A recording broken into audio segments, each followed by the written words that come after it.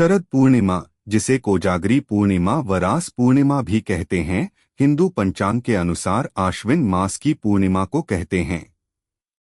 ज्योतिष के अनुसार पूरे वर्ष में केवल इसी दिन चंद्रमा 16 कलाओं से परिपूर्ण होता है। हिंदू धर्म में इस दिन कोजागर व्रत माना गया है। इसी को कौमुदी व्रत भी कहते हैं। इसी दिन श्री कृष्ण ने महारास रचाया था। मान्यता है इस रात्रि को चंद्रमा की किरणों से अमृत झड़ता है। तभी इस दिन उत्तर भारत में खीर बनाकर रात भर चांदनी में रखने का विधान है। एक साहूकार के 2 पुत्रियां थीं। दोनों पुत्रियां पूर्णिमा का व्रत रखती थी। बड़ी पुत्री पूरा व्रत करती थी, परंतु छोटी पुत्री अधूरा व्रत करती थी। परिणाम यह हुआ कि छोटी पुत्री की संतान के जन्म होते ही मर जाती थी। उसने पंडितों से इसका कारण पूछा तो उन्होंने बताया कि तुम पूर्णिमा का अधूरा व्रत करती थी, जिसके कारण तुम्हारी संतान का जन्म होते ही मर जाती है। पूर्णिमा का पूरा विधिपूर्वक व्रत करने से तुम्हारी संतान जीवित रह सकती है।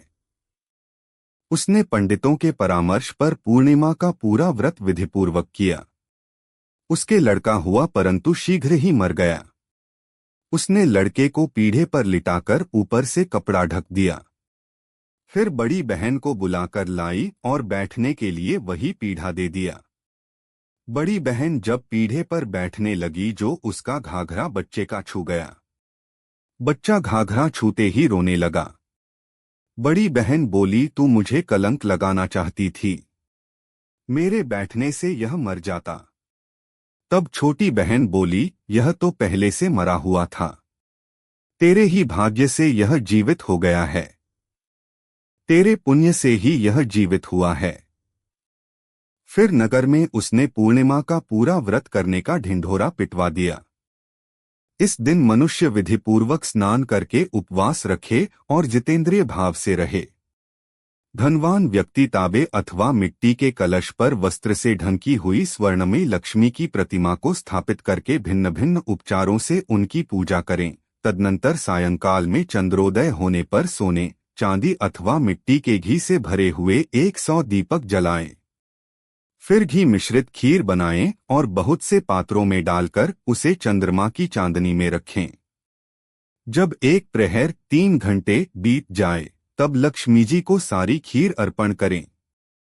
तत्पश्चात भक्तिपूर्वक निर्धनों और दीनबंधुओं को इस प्रसाद रूपी खीर का भोजन कराएं और उनके साथ ही मांगलिक गीत गाकर तथा मंगलमय कार्य करते हुए रात्रि जागरण करें। तदंतर अरुणोदय काल में स्नान करके लक्ष्मी जी की वह स्वर्णमयी प्रतिमा किसी दीन दुखी को अर्पित करें।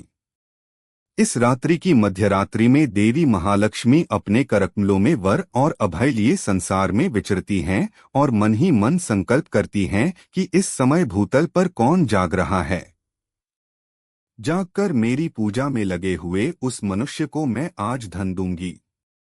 इस प्रकार प्रतिवर्ष किया जाने वाला यह कोजागर व्रत लक्ष्मी जी को संतुष्ट करने वाला है।